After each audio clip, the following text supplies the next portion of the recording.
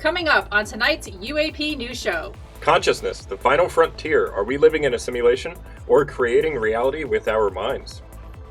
Hey there, beautiful souls. It's your girl, Allie, and we are back at it again for another episode of UAP Society's weekly UAP and UFO News Show. I am stoked to get started, so without further ado, Justin, say hey. Greetings, cosmic enthusiasts. It's Justin here, and let's dive right in. Alrighty, up first. Consciousness, the final frontier. Are we living in a simulation or creating reality with our minds? Buckle up, because we're diving into one of the biggest mysteries of all, the nature of consciousness. Is your brain creating consciousness, or is consciousness the one in charge crafting your brain as we speak?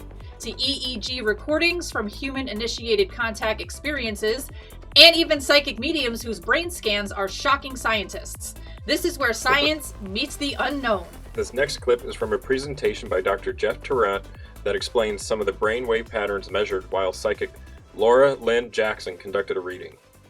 So here's Laura Lynn Jackson. I mentioned her earlier. You see kind of the same thing, right? Except she's got activity that increased across all the brain waves. You can see at the back of the head, delta, theta, alpha, beta. But what's interesting is that it kind of gets louder and louder and louder the faster it goes. So on this particular way of analyzing data, the white color in the back is the biggest. It's bigger than red, right, in this particular analysis system. So you can see the gamma, which is, gamma is the fastest brainwave that we look at, and we'll talk about what that means in a minute. What's also interesting about Laura is you can see that that activity is all leaning over to the right. See what I'm talking about? It's kind of hanging over into the right occipital lobe.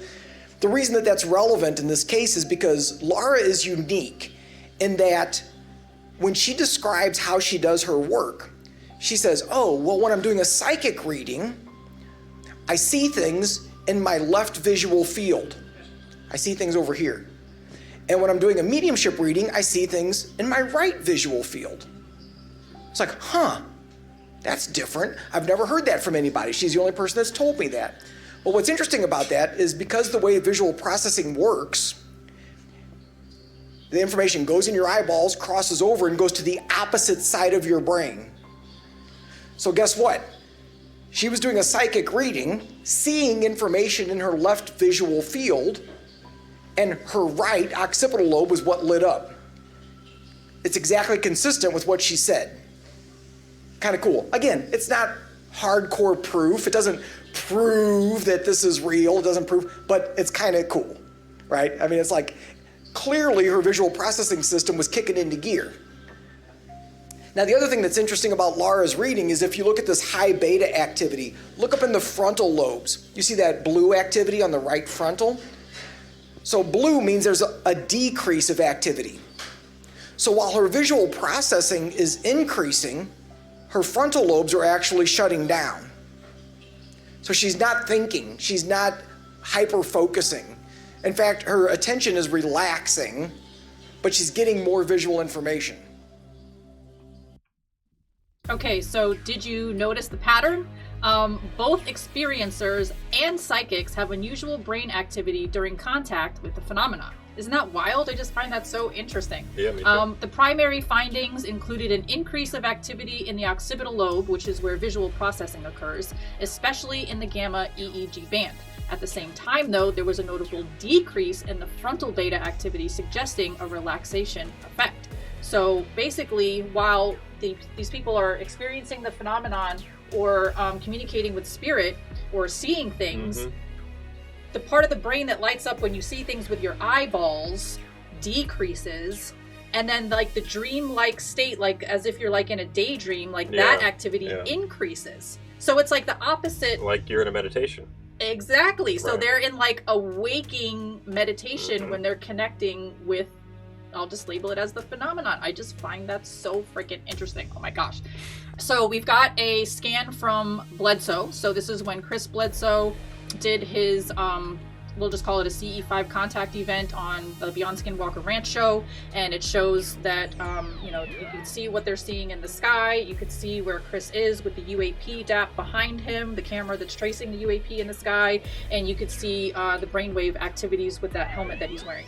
Up next, is Laura Jackson's scan, and thankfully we were able to play you that video, so you did get to hear a pretty good explanation of what these things mean. So love that for us, because I don't know how to explain it, like I said. Here's Teresa Caputo's scan, and again, on that TLC show, the neuro doctor that they were working with, again, said the same thing, that when Teresa is connecting to spirit, her visual stuff goes down, and her daydream activity, meditation, that type of thing, Zen, go in the flow, that kind of thing, goes up. And then last but not least, we have Tyler Henry's scan, which again, go watch the Dr. Drew Steve-O thing on E, links in the video description box below. Same thing, decrease one area, increase in another, lots of red on the scans, very highly unusual readings. It's pretty amazing that we can, in real time, look at somebody's brainwave activity, you know, right? And to be able to monitor and study this is amazing to me. So, are we living in a simulation? Does the brain create consciousness? Or does consciousness create the brain? To help answer that question, we have something extra special to show you. Super special to show you. Yes. All right, UAP Society, I have something very, very special lined up for you guys right now. We were just doing an interview over on my channel, and I had to bring it to the new show. So let me just introduce everybody really, really quickly. I'm Allie. This is Justin. You know him. We got Leslie, our co-host, and also mod on the UAP Society server. And we have Daniel Bronco here, author of the new book, Spirituality, which is why we were interviewing him over on my channel. But I wanted to bring the conversation over to UAP. So for our audience, we are here with Daniel Bronco, a neurologist turned neuroscientist, entrepreneur, and author. But that's not all. He's also an astrophotographer, pilot, and explorer. Born in Brazil, Daniel's journey is one of science, spirituality, and self-discovery. After studying the brain as a neurologist and postdoctoral neuroscientist at Harvard, where he helped map the brain for epilepsy and tumor surgeries, Daniel realized there's more to consciousness than meets the eye. Now he's blending the rational with the spiritual to explore life's biggest mysteries. And we're thrilled to talk about his book, which ultimately answers the question, does the brain create consciousness, or does consciousness create the brain? And you guys know I'm all about consciousness, so it shouldn't be a surprise that I brought him over here real quick. So Daniel, if you want to say hi to our audience really quickly. Hi, audience.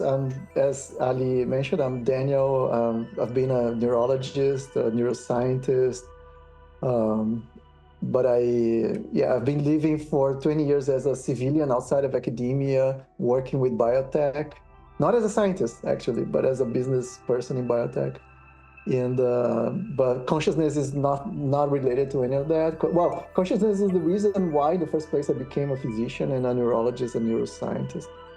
But it came from my spiritual journey, which, I'm happy to discuss. What would you say to the people that are 100% nuts and bolts and they think that all the spirituality stuff is a bunch of hogwash? Oh, I'll tell them to watch the interview we just had in your channel.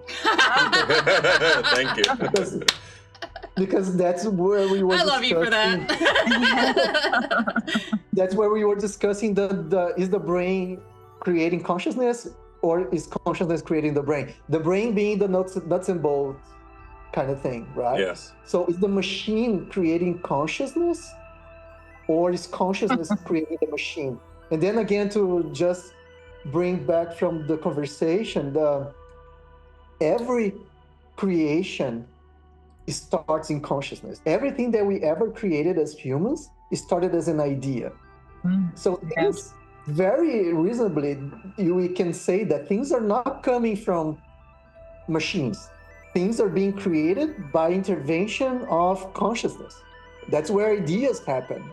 Inspiration. They don't happen at the machine level. Yeah. This is my happy dance.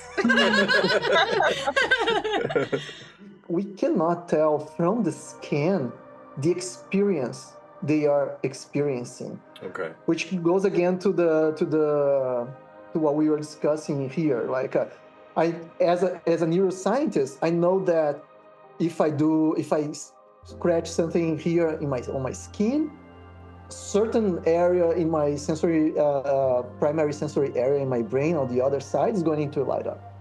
Like this is fMRI is going to show that. Okay. Meaning there is a correlation between the experience of feeling pain or feeling touch here to an activity there, right? But the correlation cannot give us any insight, or the scientific data cannot give us any insight on the nature of the experience. Mm-hmm. I only know this is related to an experience of pain or touch because I feel it, and I'm able to report that.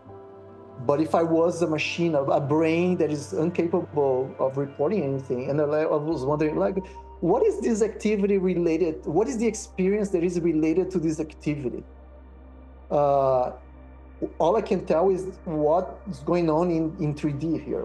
I can tell that the more the input, the signals that are going to the brain and what the brain is giving out correlate to what we can measure in the brain. But the experience that is the conscious experience associated with that is outside of the reach of science. So do you find value in them doing things like brain scans while a psychic is reading? Like, do you find any value? I know that it can't it can't encompass the whole experience, what the person is actually experiencing, but it is valuable because we have the first-hand experiencer tell us what they're going through. So they're like the experience is in a meditative state or whatever it's remote viewing or whatever is happening, and then this much is happening in the brain. So we know that area of the brain is associated with the experience. But is it causing the experience? I think to say that the brain is causing the experience is a real, a gigantic stretch. Okay. I don't think we have the means to say that. I think that's only an assumption that, as we discussed, is the assumption where science is based. Science is based on the assumption that consensus reality, third-person reality, is the fundamental reality. Right. Whereas I argue that first-person reality, conscious experience, could be more fundamental and could actually be creating in third-person reality. Consciousness could be creating the whole universe. Yeah. I love this And idea. that's not something science can prove or disprove. That's an assumption we have to make when we interpret the data and everything that we are living. Yeah. But I really recommend people to watch our interviews because those ideas are better. Yes.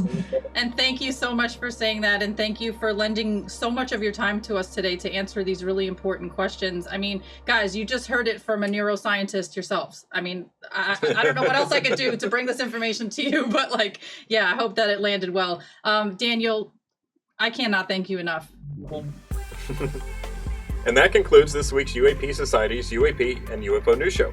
Thanks so much for hanging out with us. And while you're here, do us a favor and smash the like button, click subscribe, ring that notification bell, leave us a lovely comment down below, and share this video with your family and friends to help us spread the good word. Let's raise the collective consciousness together in unity. All right, much love. Peace, and namaste.